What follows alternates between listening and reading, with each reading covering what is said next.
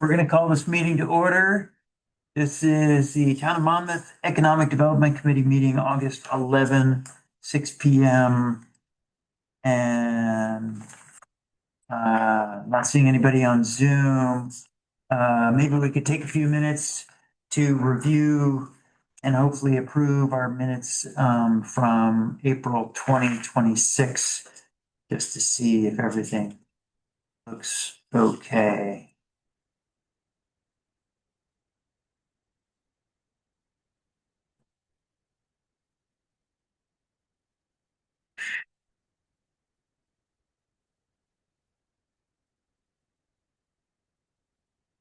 I always find it interesting. This was the UTV meeting.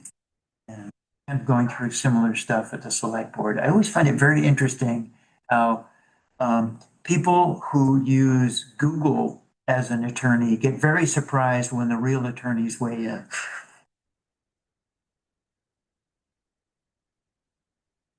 ChatGPT. ChatGPT, Google, what's Google's, I don't remember. AI thing. Gemini, there we go.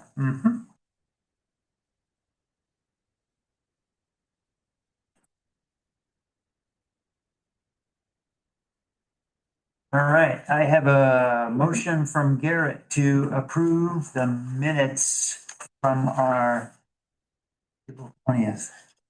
We have a second from Chairman Ludwig. That's your new first name, by the way. Any discussion?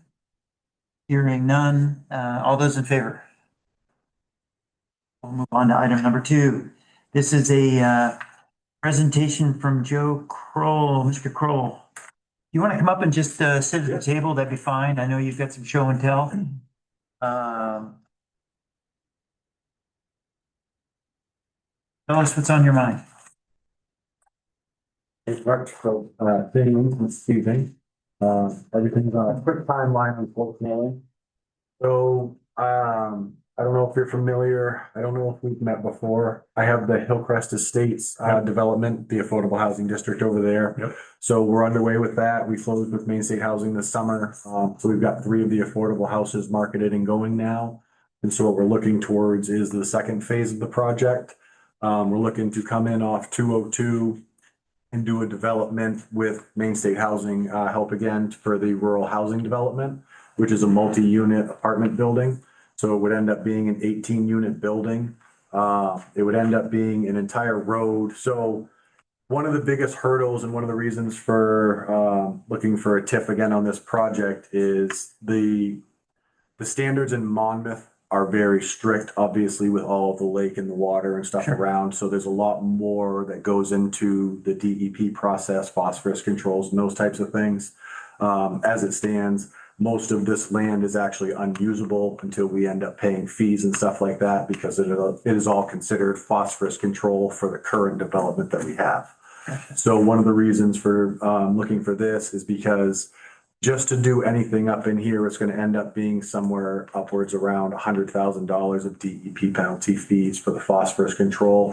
And that's obviously building in the ponds and doing everything that we need to as far as the stormwater goes. But the development of this ends up being more extensive, just again, based on the area that we're in because of the phosphorus control that Cobussy Watershed and all those areas require. So can I interrupt you for just a absolutely. second? Before we move on from the 100K penalties, can you tell us what you know about what happens to that 100K and how does it get used? So as far as I know, the only thing is it just goes into DEP's coffers and they use it for their projects and cleanups and stuff around the state. That way they have it at their disposal for anything that might come up, any other penalties or anything, they have that money at their disposal. I'm pretty sure that Maine has only one watershed district. Mhm. That is the Cobussy Watershed Yep. District. And I think there might be an exception. Yep. Pretty sure that 100K has to be used within the watershed. Okay. So it actually sort of gets locally recycled Okay. and not just statewide recycled. And that would, yeah. And I think that might be an important point to make if anyone has some concerns Yep. about, oh my God, we're authorizing, bad behavior. Yep. It's actually bad behavior that gets put back into Recycled to the area. the local watershed footprint. Okay, no, Pretty sure that's how. yeah, no, and I'll have to double check on that. Okay. To be honest with you, that's the first time I'm hearing of that. Again, this part of it, as far as, again, because of the Cobussy watershed, is newer for me as far as the rest of, how this development's working. Same as I did with this housing development, Chris Belanger, who's in Augusta, who, Bill Monaco himself, last time I came in, said, this is perfect, and I would expect nothing less from Chris, so Chris Sure. obviously is on the same page as all of them and working cohesively. Okay. And then the other big cost too is because we're coming up 202 here, obviously all of the city sewer and city water stops at the 202 intersection off of Main Street. So would there be a considerable amount of cost to bring it up the 202? Obviously state permits, tearing up the road and those types of things to be able to bring the city sewer and water up into this development. Does it have to come that way? Sewer does. Sewer would not be able to flow coming through the development. There is a possibility of bringing water off of the existing line that runs through the Hillcrest Estate subdivision. Mhm. Cost and DEP aside would be the question. Okay. My thought was if it's already coming down 202, then it might be something that ends up getting picked up because I know things are expanding around town based on the PFAS and stuff like that. I'm not privy as to how far things are extending around. I do. There's already actually, right here at this intersection. There's gonna be either there already exists or there will be activity where, the main will be crossing underneath 202. I don't think it currently does. No. But it has to. Right. So, there's gonna be disturbance here as a requirement of the infrastructure build. Correct. And that's what ended up happening is we installed all of our infrastructure for the neighborhood here. And there's now the new project coming up the road here, and they're actually going to tie into our system and make it an entire loop system as they run by. Yeah, and but by the way, we thank you in advance for the elevation of your land. Yes. That's providing. To be honest with you, I'm sitting there wondering, I'm like, I was told it was a problem for my elevations. How's this all working now? Yeah, well, apparently it means we don't have to have a water tower or a reservoir somewhere. Well, and because that was one of the things that I was, if needed to, my land has one of the highest points of elevation that if there was anything we needed to do as far as getting more distribution on there. Well, the people down in the depths of North Monmouth probably won't express appreciation to you, but I will. Yeah, perfect. Because those are the folks who are benefiting. So that is that. Do you deviate for a second? Is that actually how it all worked? Is that this was able to, because of that loop and that pressure, that's how it was able to force through? Because that was when I set this up, they're like 0 points just over your head. So the loop expansion that goes into North Monmouth required some redesign when the factory down there, the mill down there, said, "Oh, we're going to jump in and do a fire suppression system too." Gotcha. And at that time, they said, "Okay, well, if you're going to do a fire suppression system, then we need to increase our capacity and pressure so that, if all hell breaks loose and everything's burning down, that we have enough water to be able to take care of the mill and houses and all this other stuff." Yep. And so they originally designed it with some sort of retention pond at the top of the hill that's over here. Mm-hmm. It added $1 million of cost. And then Dan Wells, who's, professional engineer, goes, "Well, rather than adding $1 million worth of cost why don't we add $1 million, a little bit less than $1 million of cost by putting in an extension that goes all the way up Academy Road and makes use of all of this hill as the retention pond, basically." Okay. So it's not just the elevation, but it's also the volume of water that's stored in the pipe along Academy Road. Gotcha. that provides the capacity and the pressure for everything that, according to your map, it's like down here. Yep. If you have multiple fires going at the same time, they would now have enough water to be able to put them all out. Okay. So that's kind of the, Yeah, I just, that was the engineering discovery. along the process. you know, I've talked to them a little bit, but never got into it, so thank you. Yeah. Sorry for the side tangent. So, but that also begs the question, like, and this is beyond my scope of knowledge, it's like, if you were to tap in right here and come straight down, maybe that gives you an advantage. I do know that when they do disturbance of roads for the purpose of infrastructure, sewer and water, that they have to be a certain distance away from one another. So you might actually be able to minimize the amount of disturbance if all you had to do was sewer. Yeah, because that's again, one of the large costs. And again, I got another meeting with the Joys Thursday morning to go over this a little bit more because Right. LaJoy Brothers is gonna be the general contractor. Because right now, there's a manhole for sewer here, so sewer comes up this side. However, eventually you can just angle across the road. And like you said, water stops right about here, so it would end up coming up this side of 202. So it would be a decent amount of disturbance and stuff like that. So anyway, just an idea to throw out there. It might be worth a conversation with someone who's got way more knowledge than I do. But and so with all of that being together, the phosphorus control, the water, the sewer, a lot is going into the planning of this, hoping for more as far as what we can do there. And that's why there's a lot of planning that has to go into this in preparation.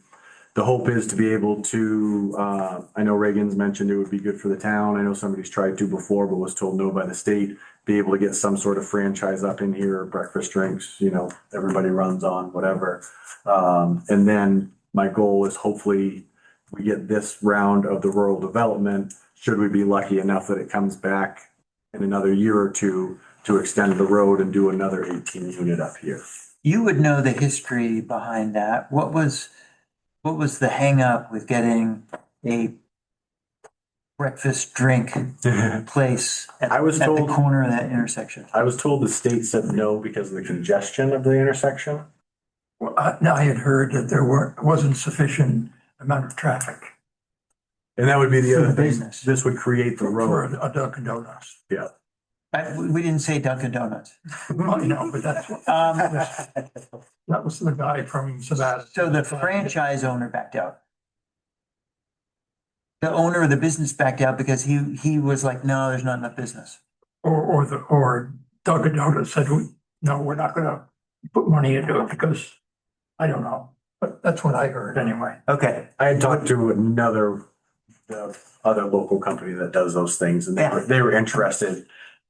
As a businessman, they weren't the talking. my business that language so starts much. with the letter A. Yes, exactly. Yeah, and they were interested in the location. They said, we obviously were just opening up new ones in other areas close by. Yeah. We have to see how those do first, but they were talking again, because everybody that comes down 132 for the interstate and those types of things, then obviously 202 is just a hot cold So- already, so. Joe, I'm not sure where you heard it was a problem with congestion. I don't think that it was. I Okay. think the showstopper there was,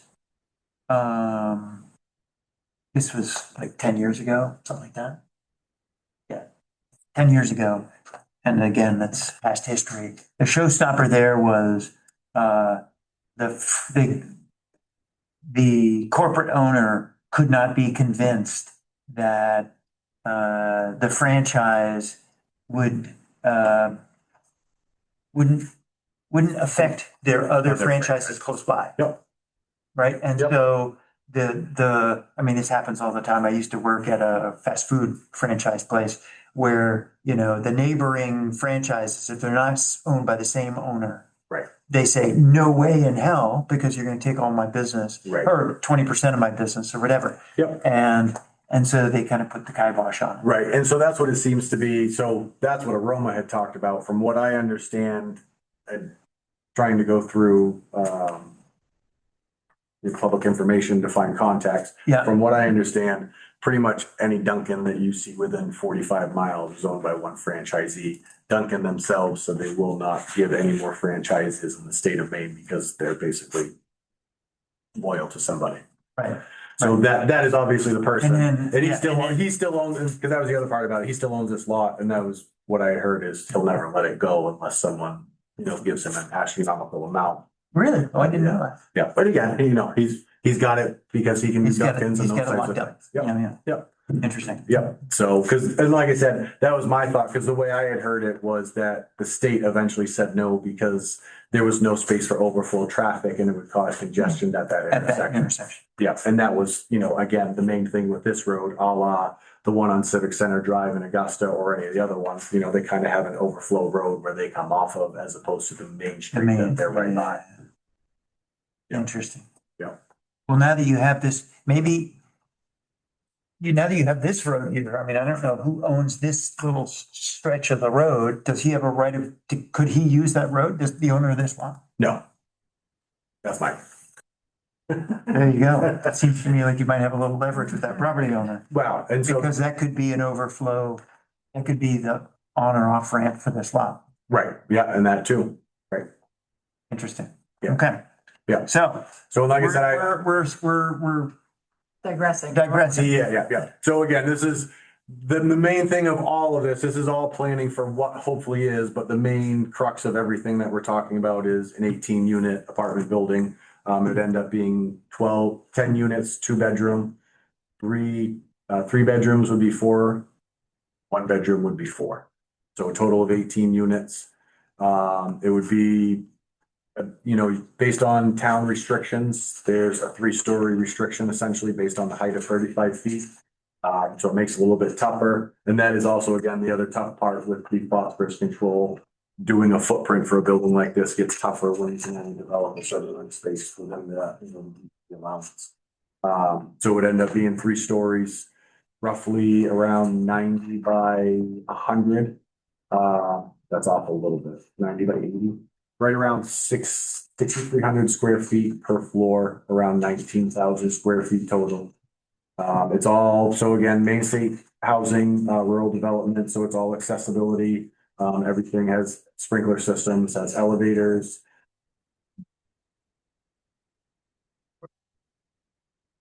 So it ends up property management, so it stays, has to be affordable based on Main State housing terms for 30 years. After 30 years, it can become whatever at that point. There becomes property managers who have to look after the tenant, income and stuff for the entire life of it. So it's not like these houses where people are able to buy them with, what they're making at the time, and then they're responsible for keeping them within the affordable. We're responsible for keeping affordable housing here and in the rural district for the entire life of that 30 years. 30. Yeah. And what's property affordable? management. What's the definition So of it's affordable? again, it's 80% AMI in the area, which based on, I'd have to double check. I did lack my homework since last meeting. It's around $80,000 would be 80% AMI. That's going off of what I know is 101,000 for the cap on these affordable houses. And that's, again, based on AMI. So 80,000 for a couple, Yes, for household. Yes, sorry. a 2-person household. Yep, 2-person household. Yep. And Joe, can you just repeat 10 units or 2-bedroom? Yep, 2 bedrooms would be 10 2-bedroom units, 4 3-bedroom units, and 4 1-bedroom units.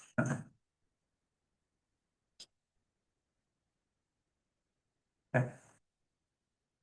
And obviously, one of the big things too, and one of the reasons for requesting the TIF last time is, all of this obviously helps for having town support as for my point system with Main State Housing for getting the application and having outside sources of funding for the application.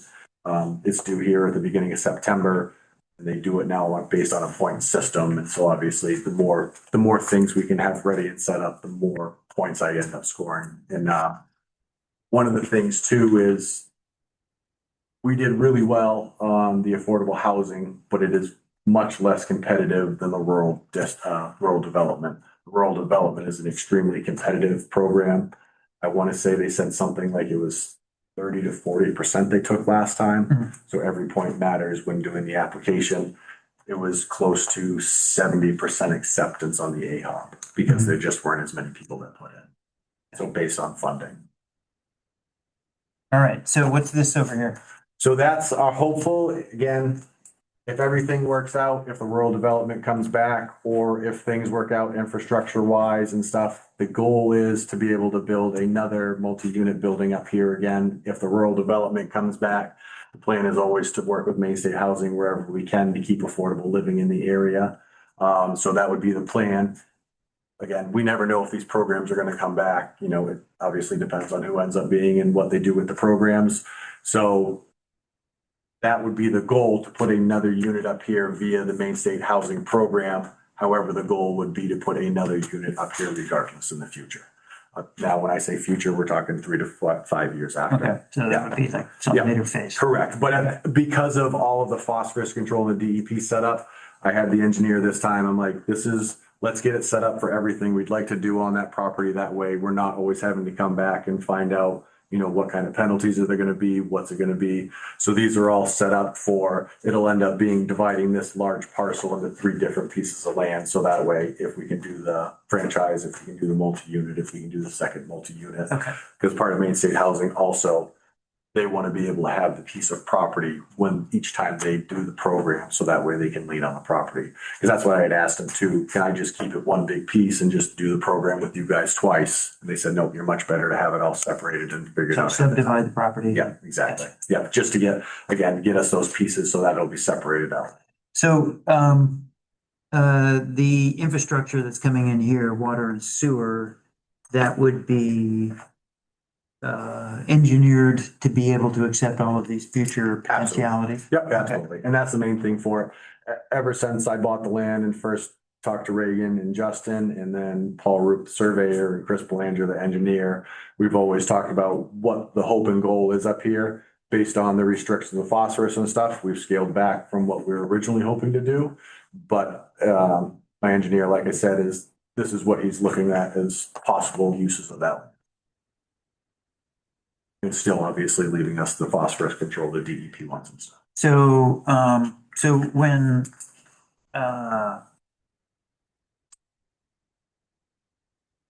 when you enter an agreement with Main State Housing for workforce housing, and I'm assuming there's a cap Yes, on what you can charge. yes, And that sort of is why they're giving you a subsidy and why Correct. you're asking for something from us. yeah. So can you give us an idea of what that looks like today? I know it could change. What It their probably rents does. are? Yeah, Yeah, so they were talking about on the high end, the 3-bedroom apartments end up being around $2,000. And the 1-bedrooms are down around, I think it was $1,400. And it puts the 2 bedrooms in the middle there somewhere. Somewhere. 17 or, yeah.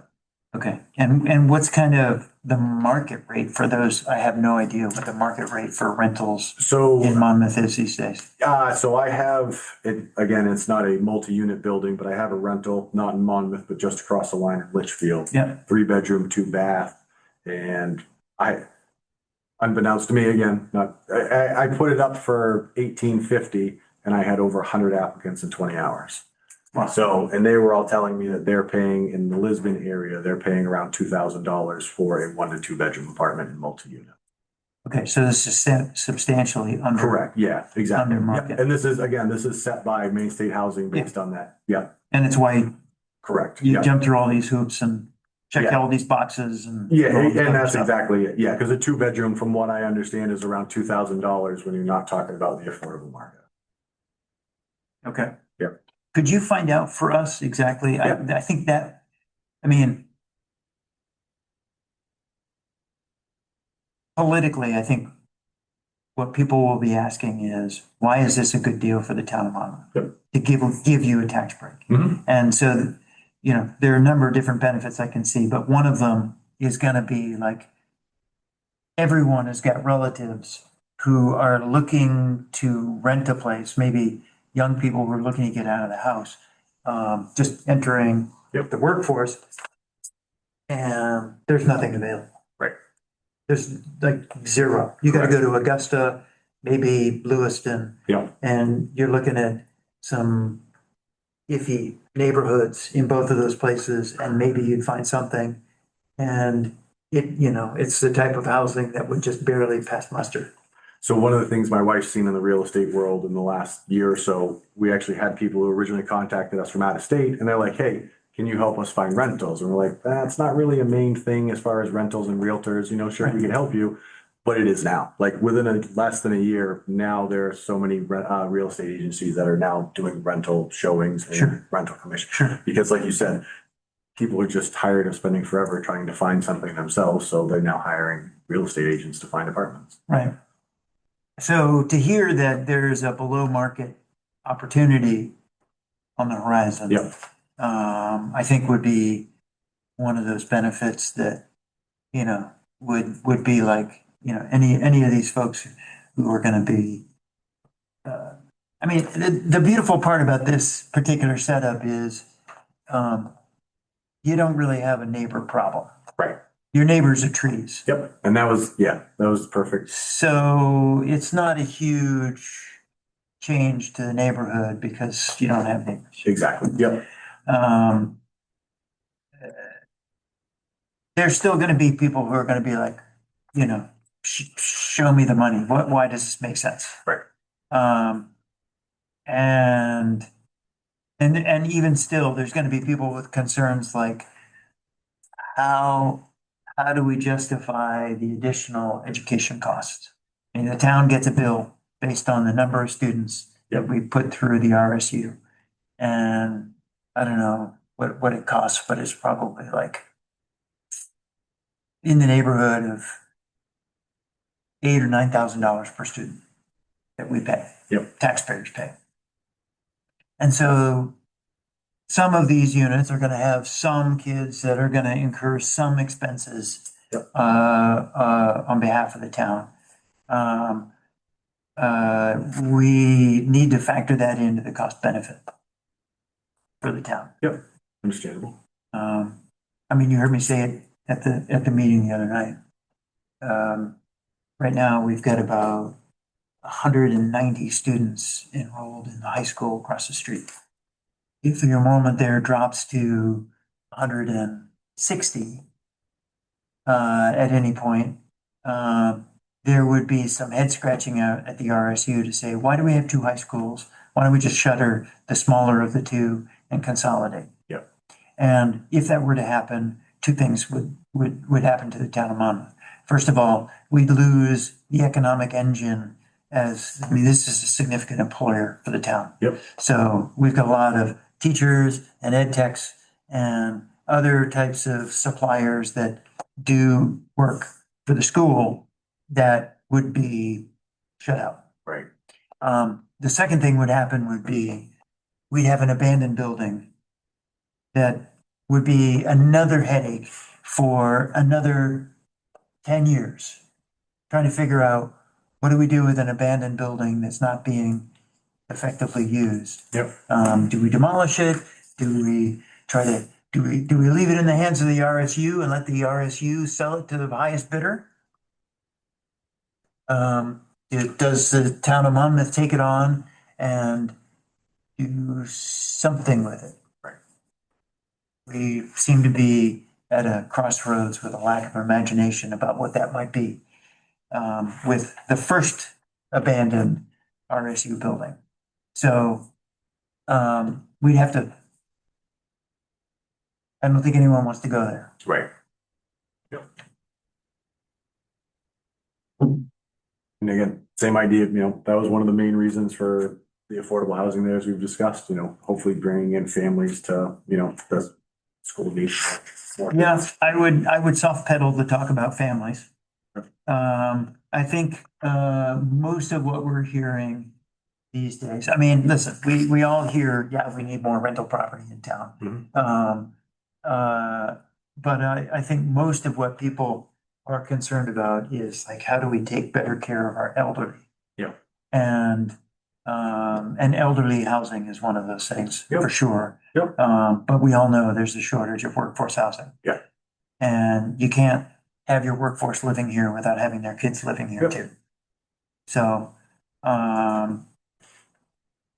Joe, Yes. are the people who are living currently in the development, they meet the standards that you've, So we have not sold, we have 16 houses in the development and 9 of them are affordable. The people that live there now are in market houses because we just closed with Main State Housing this summer. So we have 2 in progress that are gonna be for the affordable and a third one getting started. So those ones will be the ones for the people that qualify for that. We actually ended up, I was working this weekend and I had an older couple who moved out of Monmouth because of housing and they're hoping to be able to come back to Monmouth, and because of the affordable housing, they're hoping it'll work out, so. But yeah, no, so those are our next 9 that we're doing are gonna be the affordable. The first few we did was to help get infrastructure in there and waiting for closing with Main State Housing. Yep. But we have the infrastructure in for water, sewer, power, and for all 16 lots.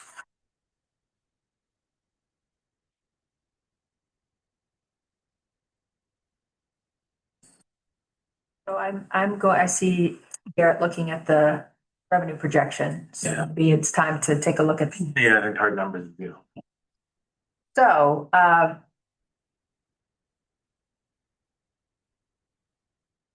guess, this has been moving very, quickly, as Joe mentioned, because of these rural affordable applications. There's just such a short window to submit applications, that getting everything into place, has been a challenge. However, I'll just give you some kind of details about this particular, plot of land and what we're running into right now and some decisions that need to be made going forward. So first of all, this lot is 40-3, which has been in our Main Street Omnibus TIF district since the beginning of that TIF district. So since 2013. And while that's an MTIF, it's not an affordable housing TIF, but because these are apartments, that qualifies as a quote business. So apartments are allowed to get a credit enhancement agreement in MTIFs. So that is not a problem. However, because the district has gone on for 14 years right now, that obviously shortens the reimbursement and new taxes that Joe would be able to receive for this development. So again, I think realistically, he would probably get a 14 or 15 years worth of a reimbursement for the value of that first building there. However, he's been working with his consultant on the application to see if it's worth, again, a lot of this is about points, to see if it's worth putting in this application and still being competitive with the credit enhancement agreement that the select board would be able to approve in this time frame for this particular piece of the development. And again, he talked about a possible commercial component and then another 18-unit building. Those are separate from this reimbursement that we're talking about. So those are separate. We're just talking about the 18-unit building at this point. And so the other piece of the Main Street Omnibus TIF district is that it was created so that only 50% of the new value is captured in the district.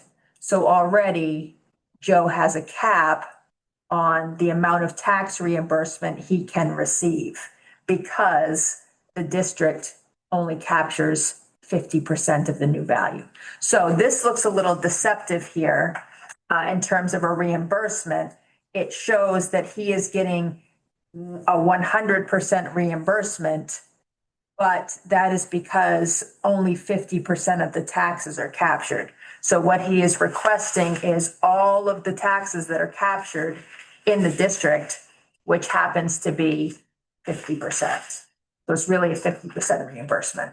But the way this is set up, you just have to look a little more carefully at what the request is. Does that make sense to everybody? Mhm.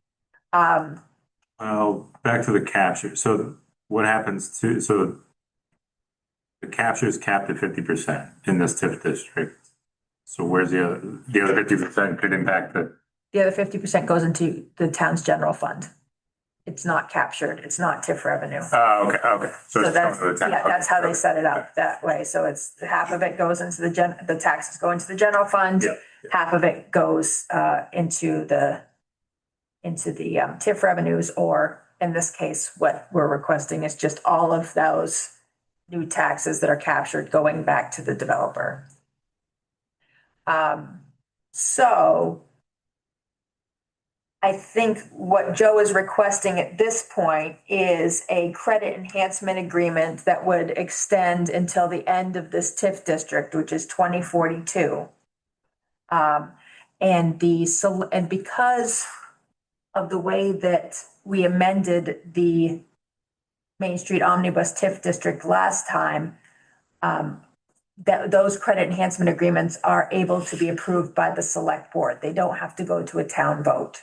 Okay, so the select board is able to hold a public hearing and approve or deny a credit enhancement agreement in this TIF district instead of having to go to the voters vote. So and one more thing, if that happens, I've asked Justin to hold a select board meeting with essentially just this on the agenda on Wednesday, August 26th, because Joe's application is due September 3rd. Yep. And while the select board has a meeting on September 2nd,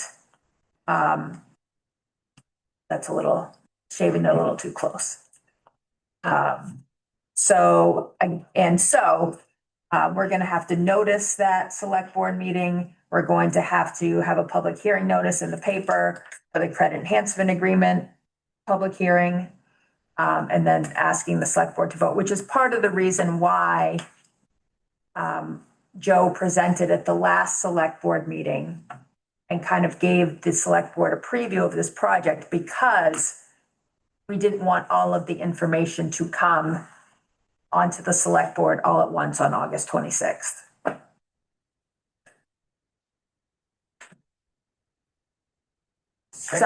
So basically, what I'm hearing is we're looking at the last 4 columns of the shaded area on this projection. Yes. And the column that says amount TIF revenues reimbursed in a given year, and the column that says amount revenue not captured in a given year are the two that need to be evaluated side by side.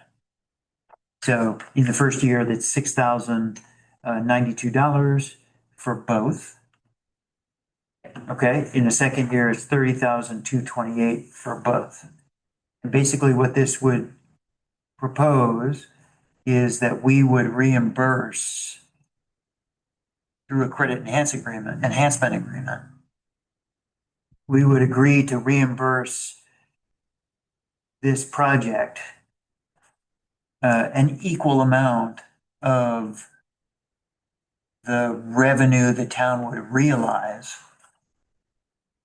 And those revenues would then go back to the developer to offset some of the challenges that he's got with this project. I'm seeing someone enter the room here, so who is this?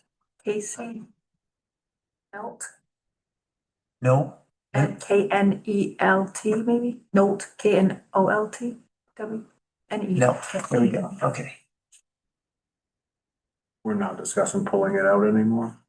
Well, that was the second thing, and so. It's a I mean, possibility. Okay. So, This is just sort of the first right, potential. so, Sorry. and so again, Joe, and you can correct, because this has been moving so quickly, as of last Friday, we were still working with with Joe's consultant on this application as to whether or not it makes sense for him to put this forth with this credit enhancement agreement request, and hit this deadline of September 3rd with an approved credit enhancement agreement, and Joe, correct me if I'm wrong, because again, we're moving here. Yep. My understanding is we're asking for this from the town. You're putting in this request to see if he can, again, compete in this very competitive program. Sure. If he is unsuccessful, then we will need to have another discussion about what we do with this piece of land that is going to successively have fewer and fewer years on it in this TIF district, and whether it makes sense to amend the Main Street Omnibus TIF district and pull this 40-3 out and create either an affordable housing TIF district or an MTIF district with a new clock that's set. And we would not be doing that until next June, the June. Potentially, or maybe November if there's enough time. If there's enough time, I get, it's just, there's a lot, Yeah. there's such a long lead time between Yeah. when things need to be ready and Right. the ballot questions and everything, so. What was the structure in the last affordable housing reimbursement? Because we pulled this one out to build and create the affordable housing. It was Yeah. 50% for 20 years. It ended up, yeah, it was the same structure, just it wasn't affordable, because it was in the main, if I correct me if I'm wrong, it was because it was in the Main Street district. Right, but you couldn't have For the affordable residential. housing. Yeah, yeah. Yes, because That's this, why I- because that selling the homes is not an allowable. Right, right. I was just curious, Not allowable under the the MTIF. revenue sharing in that one. These are rentals, so they're allowed in the MTIF. Gotcha. Okay. But similar revenue sharing. Yes, Except except for for an extra 5 or so years on that one. For the, yes, but yes, the same Yeah. reimbursement, just not as long. But this would have a shorter time span. Right. Okay. So basically what's being proposed then is a dollar for dollar split, basically, where the town would enjoy additional general fund revenue equal to the amount that the project would enjoy in terms of tax incentives to offset some of the additional costs. I have a couple of questions. Mhm. So, the revenue that the town would enjoy is like $30,000 a year-ish. Maybe going up to, by the last year, up to, $48,000 according to our projections. And so that would last for 14 years.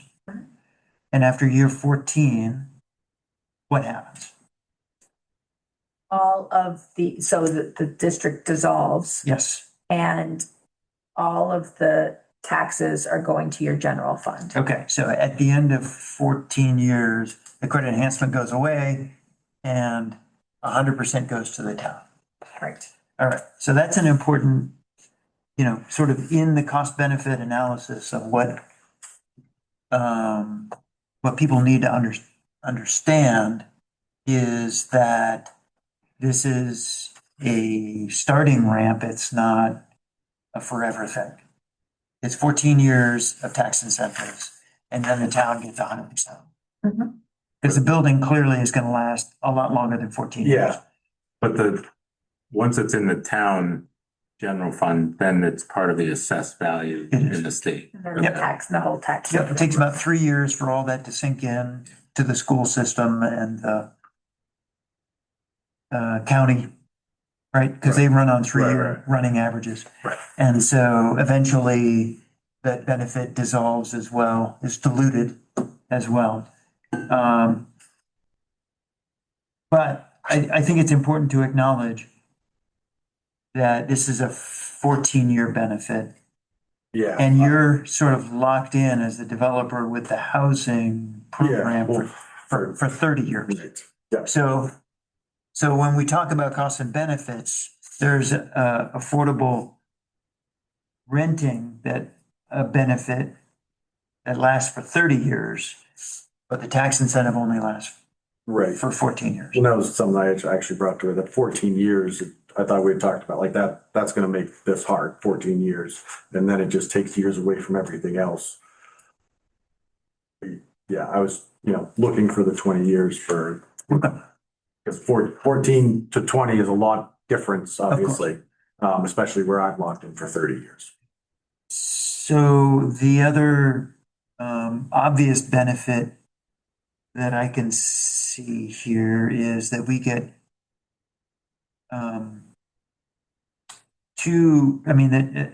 another benefit is that we get additional fire prevention. I mean, I'm assuming there's gonna be a hydrant somewhere in here. Yeah, that'll have to be, yeah.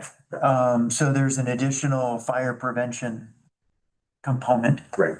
And that I'm assuming you're also gonna pay your share of the sewer costs, whatever that might be Well- per unit. Correct, yes. Well, and that's what, yeah, and obviously all of the infrastructure coming up into there too. So you're gonna pay for the extension of That's the what, water. correct, and that's what this is, that's a lot of money coming up 202. Of That's course. basically what this is. So you're gonna pay for an additional fire hydrant and you're gonna pay for the extension of the sewer, but probably more importantly for the sewer association to understand is like, that's 18 additional sewer bills with the potential for more. That if you're a member of the sewer association, that sort of spreads out the overhead. Right, yep. Right? I mean, I don't know how many, so like 500 people in the sewer association. Maybe more now, but what it does is it helps spread their costs Yep. thinner. And they're a nonprofit, so it sort of instantly spread that to everybody who's a member of the association. Oh, gotcha. Yep. So there's no profit margin for them. It's just, people share, because there's more people in the association, their individual shares decrease. Gotcha, yep. So there's that benefit as well. So we have a fire hydrant. And sort of the spreading of the overhead of sewer. And I'm assuming, Well, so if we approve this one, this TIF district ends in 15 years, but you're looking for other items in the next 3 to 5 years. Correct. That would be in the same TIF And district. right, and that would end up, right, and those would end up having barely any time on a half-life Right. maybe, or, yeah. So I think regardless, we're probably looking at an amendment at some point because we can, again, as we did in Hillcrest Estates, pull out, we don't need to take the whole lot. We can take pieces of the lot and remove it from the TIF district. So Okay, so he's not necessarily on a 15-year timeline for everything. no. Just this one in Yeah, particular. just this piece. So yeah, that's a good point. So it'll probably end up being that regardless, there would be a request in either November, more likely June, to take the rest of that lot out of this TIF district. okay. Well, Joe, you need to, this is your call in terms of how you want to proceed. If you want a quick hit in terms of being able to apply for the September deadline, it sounds like the select board is authorized to make that decision for you for a short-term agreement, this 14-year agreement. If that's a deal breaker, 14 is a deal breaker, then September's probably not realistic in terms of the mechanics of Yep. getting a new TIF district set up or doing a copy paste or it'd be a cut and paste Yep. from this into another. That would require a vote of everyone. And that's a possibility too. It might be a clean and easy one because we have the new 202 district, which we have the ability to do credit enhancement agreements in, do we? We do, but again, I think the question would become, would we want at least the other 18 unit building to be an affordable housing TIF district or an MTIF district? Right. Because affordable housing TIF district, you can spend the money differently, as we were talking about with schools. Aha. So tell us more about that, because Sure, so, all of these people need to understand. I mean, you know, one of the substantial objections is like, okay, we're gonna have more kids to educate. Right. And is that gonna be a burden to the taxpayers versus, you know, the revenue that's being generated by the additional development? Yep. And the other benefits that come in with this, because there's obviously fire protection, sewer benefits, and just the convenience of having a local business that's right around the corner. Right. So tell us about that. so the question would become, again, right now we're in an MTIF district, and the reason that this is permissible is because they're apartment buildings and not houses, like the Hillcrest Estates development. That's why we had to take the Hillcrest Estates property out of the MTIF district. You can't sell houses, in the MTIF and have it count towards a credit enhancement agreement. So if we're going to have to do something with lot 40-3, and it sounds like it's also going to be subdivided, the question becomes, do we remove the rest of 40-3, create an affordable housing TIF district in anticipation of a future phase of that apartment building, and then maybe take the what might be the commercial component and put it into the Route 202 TIF? Okay, so what is, tell everyone what the advantage is of an affordable housing district with regard to the school costs. So if this, since this is not a senior affordable housing TIF district, it's just a regular affordable housing TIF district, one of the allowable costs in an affordable housing TIF district is to use TIF revenue to offset the cost incurred by schools with additional students. So we could have a majority of that funding go towards your school budget. Or RSU contribution. Yes, yeah, your RSU contribution. Versus the general fund. Right. So the general fund or some other MTIF project but you can't use TIF revenues in an MTIF for schools or parks or anything like that. Okay. So that would be Something, an option, I think, that would, I mean, there'd still be plenty of questions to answer from people. But that would definitely, and if this 14-year proposal doesn't work for you or it doesn't fly Yeah. at the select board, that would, I think that might be a viable option, is to say, okay, we can create this affordable housing district and Yeah. then dedicate the revenue that's I mean, we could definitely help you offset some of your additional infrastructure costs, because clearly we're getting a benefit from that too. Yep. I mean, that to me is a win-win, right? That extends the water system, it extends the sewer system. It adds additional association, water and sewer association members. And because of the extension, it gets it closer to other undeveloped lots and parcels in town that at some point someone could plug into. Right. Could be you, could be a neighbor. Could be someone on the opposite side of 202 looking to develop something there. Right. And then it, you know, sort of snowballs. But the attractive part about the affordable housing variant is that whatever objections that we have to, you know, additional educational costs from families that move to town are sort of negated by this, you know, we're putting all this additional revenue into a savings account that actually is dedicated to that every year. I mean, and we're looking at, you know, $35,000-ish per year. yes. And Could be more, because we could potentially retain 100%. and not 50%. Right, right. And I guess my only caveat to that would be looking at, it would be hard to justify, so you could do a percentage of that. So if there's, in this case, 14 units that have more than one bedroom, Yep.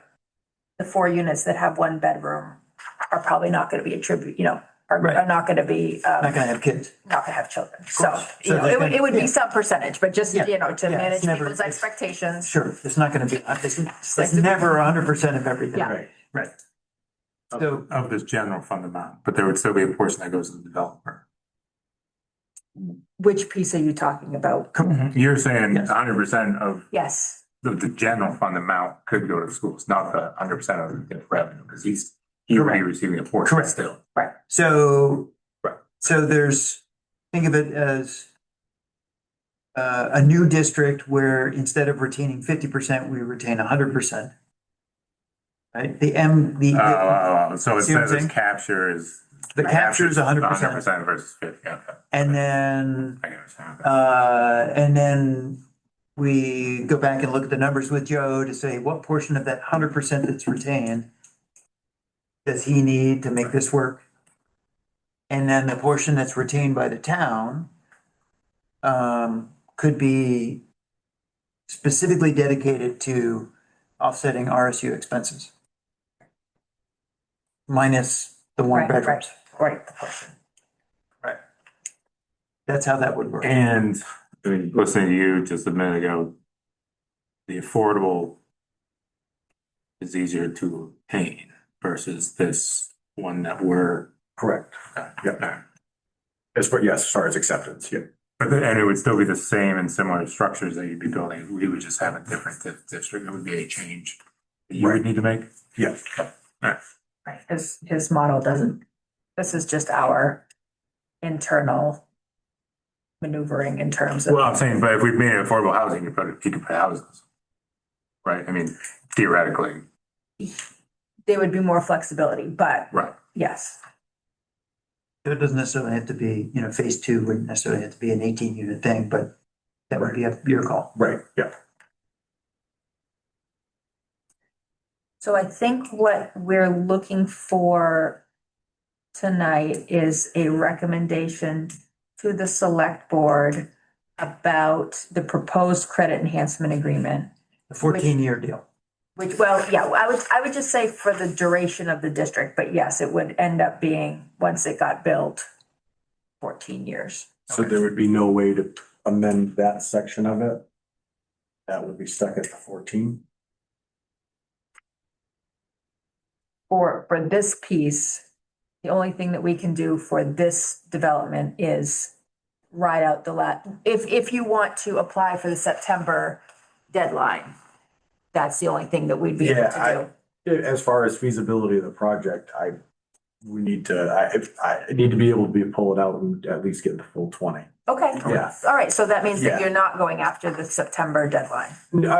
I'm fine going in with it because it was the same thing, and granted, it makes it a little bit harder. I can work my numbers a little bit more for that, but having the recommendation is still a good handle that will give me a couple of points too.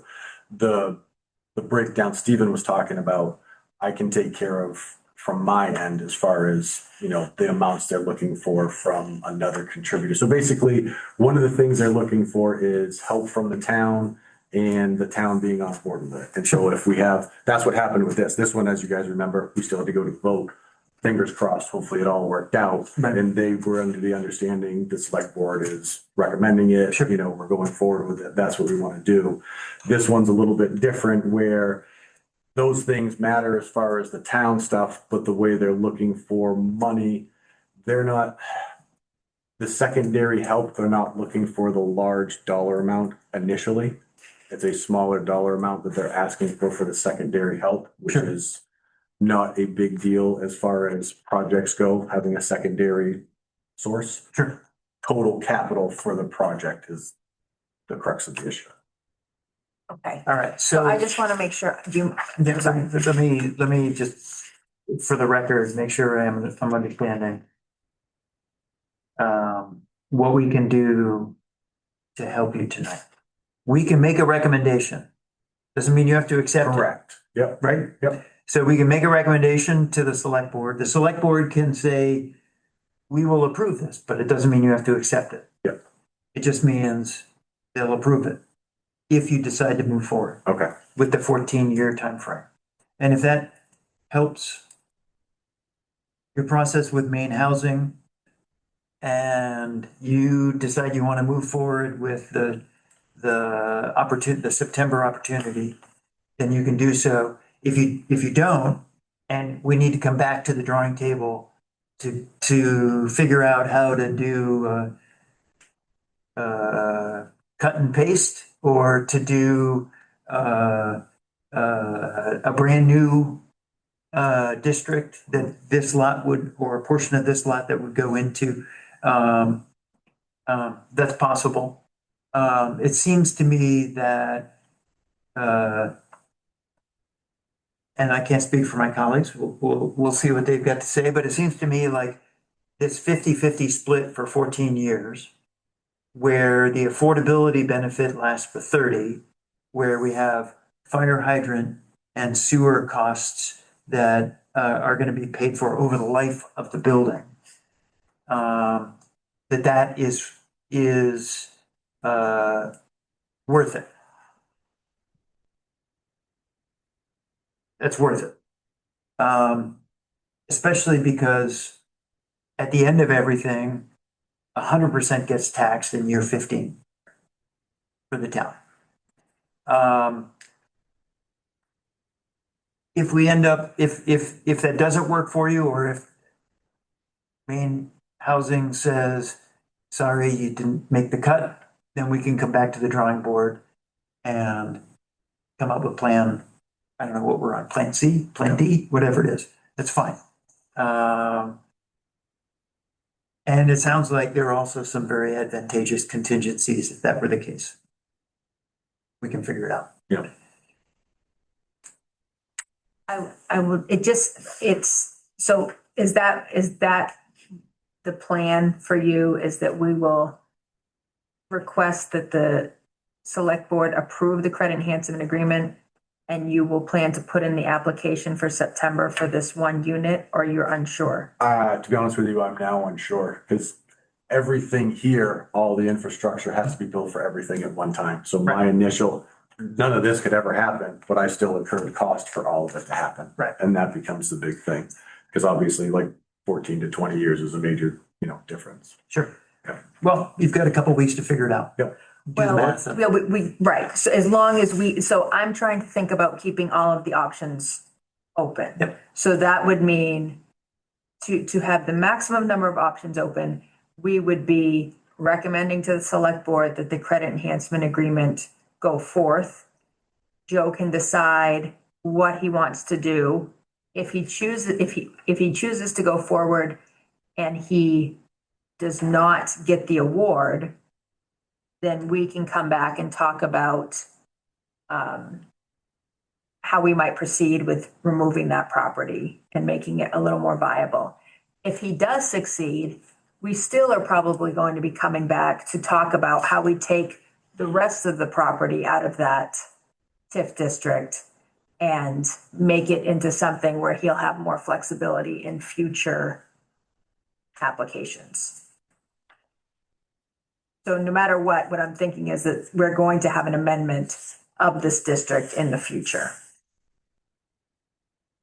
Whether it's the whole parcel or if it's the two pieces that may not be successful in this application.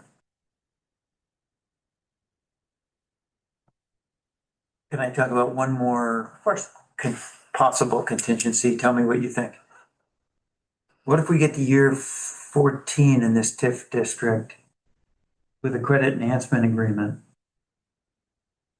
And, or even in the middle of this credit enhancement agreement, somewhere, can we do a do-over?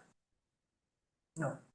Can't do a do-over. No, because all the value will have been created in the district, so modifying that at all. So once it ends, the OAV is lost. And there's no, you could So once he builds it, it's locked in. Right, because Basically. there's no, I mean, he can't add Once he more builds it value. under a certain agreement. Right, You're locked in. Okay. Right. Okay, that answers my question. There's no other districts in town that we can use to supplement or anything. no, no, it has to be based on this development and this, What was the Increased two oh two TIF district? 202 TIF district, is a separate TIF district from the Main Street Omnibus one, which is the one that this one's We in. couldn't. Making stuff up as I go along, but I mean, why couldn't that come into play as well? Because, well, first of all, main housing only allows for a credit enhancement agreement to be realized from the affordable housing portion of this development. So if he had commercial on the first floor and then 3 floors of residential above, Main State Housing would not let him get a credit enhancement agreement on the commercial portion. It would only be on the residential piece for his credit enhancement agreement for this project. So, okay, at Plan Z, wherever we are. So this commercial development here could be taken out and put into the 202 district. Right. And that could be sooner rather than Yes. later. It would require a vote. Right. Right. That would need to go to town vote. So that would be November or June. But yes, I think what we're talking about, no matter what, is taking all of this lot out if he's not successful on this application, or the other 2 pieces out, so he has more flexibility in the future. But I think we need to think about as a committee, what's the most efficient in terms of going forward? Because we have these 3 or 4 TIF districts that some are running out. Some can be 20 years. We have the 202 district, that doesn't have any activity in it yet, or minimal. And it's very new. Right. So it has a lot of years So left. in terms of for the voters, we need to make sure that we're lining these up kind of correctly as opposed to Yeah, I think I said that at the select board, is like going through this. transferring this property before construction, transferring this property to the 202 district would be, there'd be a lot less explaining to do. Because we're just moving it from one TIF district to another. Right. But it's much more flexible. Yeah. The 100%. 100%, Sure. but it's still an M district, which means, But there's no Um, housing there's- going in. I mean, it's commercial property. yep. So, But there's no ability to do a school offset Right. component, which the affordable housing district would have, right? I mean, we could use it for infrastructure things, sidewalks and trails and, that sort of stuff. But the attractiveness of the affordable housing district is that you can offset school expense. I mean, if you're not putting an apartment in. Yeah. All right, so other questions before we entertain a motion? No, I think we've covered everything. So then I think what we can do tonight is to, Casey Nelt, do you, before we move to take an action here? Casey, I know you've been on with us for past couple of minutes. You're welcome to ask a question or make a comment if you'd like.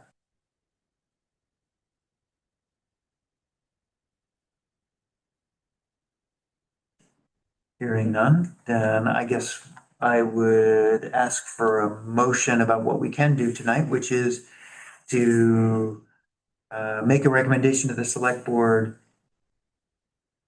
for a credit enhancement agreement under the Main Street Omnibus TIF that would take 50% of the retained value as an incentive to the project, and 50% of the retained value would be going into the district. So Sounds to me like I would need a motion along those lines to recommend to the select board. I'll make a motion that we do that.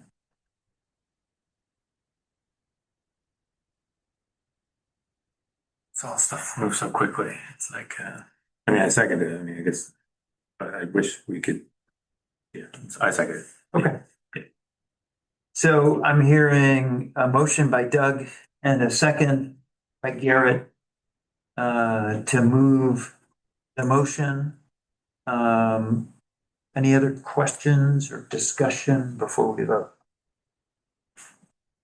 I mean, I just don't know if we, in terms of thinking about in terms of the town's eyes, if we're doing it the most efficient way under this constrained timeline with the TIF district constraints and the 3 weeks that we have to kind of get the application. So that would be my concern, that we haven't fully evaluated if this goes through. What if we had just waited a year?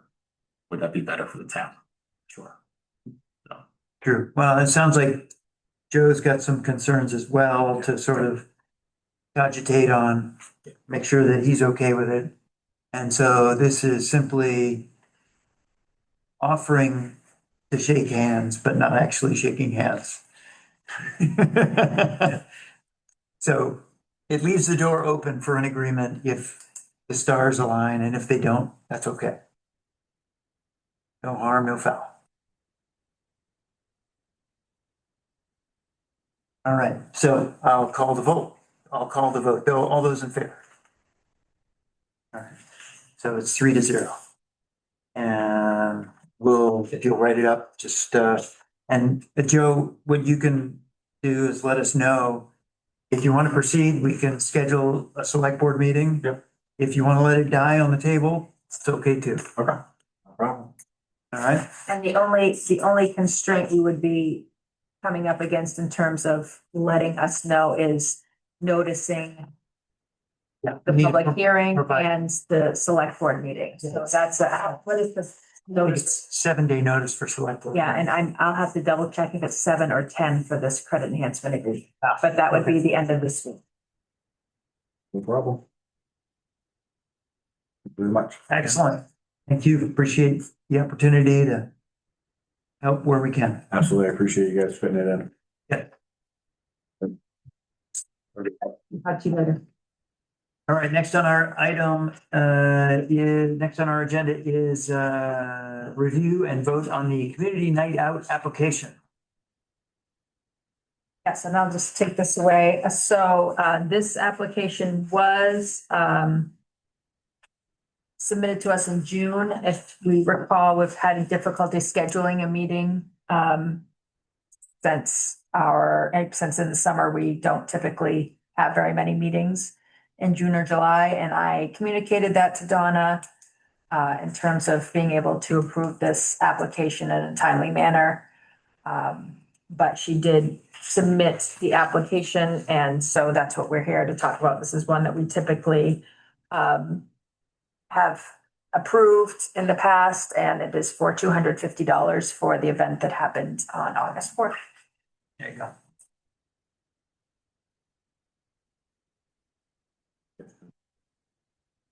I'll make a motion, we approve the You're gonna request. do the second. He beat you to the punch.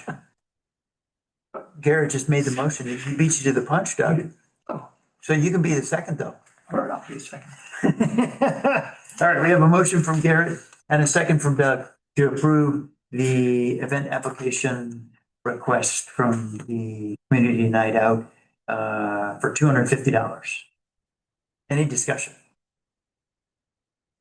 Hearing none, all those in favor? Okay, 3-0, the motion passes. And next on our agenda is the Monmouth Beach Party application. And again, this is another application we get annually. I did just receive this last week after the event, which again, we've dealt with this situation before where people have submitted after the fact. I also have all of the receipts from this event as well that are required to do the reimbursement. But you will notice that the request is for $5,000 and that the select board this committee did make a recommendation that was approved at the select board to increase that cap on the events up to $5,000. So that was what was requested. And I think they've been requesting that maybe for a couple of years. Have they gone over the cap in the past? No, in previous years, it was $3,000. $3,000. But what we discovered, and this was sort of the motivation for increasing the cap, was that tariffs had increased the price of fireworks by like 100%. Oh, wow. And so the costs that they were facing were substantial. And it had been 5 or 10 years since we last evaluated the cap. So anyway, that's why we raised the cap, and that's why their request is more than it was last year. Any discussion? I think we did tell them the last time that we hoped that they would submit it. I don't know what power we have to encourage that further. To remind them, I guess. I can remind them. Tell them it's the very, very, very last time. We really, really mean it. You guys are both displaying great parenting skills right now. I take a motion to approve. All right, we have a motion from Garrett to approve on fire department request, Second. and a second from Doug. Any further discussion? Hearing none. All those in favor? Okay, the motion passes 3-0. And we have other business as a category. We could do other business and public comment if there's anyone from the public like Casey Nelt who might want to make a comment. Now, She often comes to a lot of meetings, actually. that's great. Uh, So we encourage public participation, any public comment or other business. It just seems like we ran into the same thing with this TIF last year where we had to create a new one, and I don't know if the state's behind in terms of rolling out what the requirements are for us to then have the developers interpret those and come to us and. Yeah, the main housing is notorious Yeah. for this process, I guess it would say. I mean, developers, and you know, I think, you know, they're encouraged to do their due diligence and use shovel-ready projects for their application. So I think that that's what happened here. However, if whatever we decide to do with this property, whether he goes forward, whether he doesn't, we will be in much better shape in the future if we create a TIF district that allows for more flexibility for him. And again, part of the problem with the Hillcrest Estates one was it was already in the TIF district, but it was in the wrong TIF district. So that's where the amendment, that whole piece came in, setting this up in advance, and again, allowing the credit enhancement agreements to be approved at the select board level instead of at the town vote, just allows for way more flexibility in terms of time. The amount of time we need to get something ready for the November election is really difficult when you're bumping up against these deadlines. So I'm sure there's a better way to do it Yeah. in terms of like main housing and, but Yeah. this just seems to be the process every year. Yeah. I do have to say that in the paradigm that we exist in right now, where the town has direct control over about 28% of our budget, and the rest of it is the rest of the amounts that we are billing for are schools, which are, in the low sixties and county, which is another 8 or 10%. The only way to get out of that box in terms of economic development is with this TIF district tool. Is to create these districts, attract developers, be business friendly within a TIF district, shelter that money for a couple of decades, maybe 3, and then use those funds for a specific project. It requires long-term thinking. It doesn't happen on a dime. It requires planning 5 years in advance. You look at the results that we are getting today from the Main Street Omnibus TIF district, and it is quite substantial, but it has taken since 2013, so it's taken 13 years.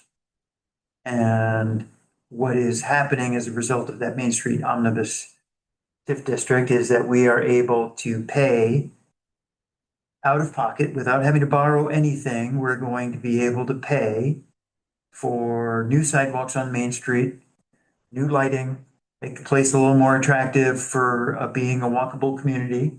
And not one penny of that cost affects the tax rate because we've saved for it over the last 13 years.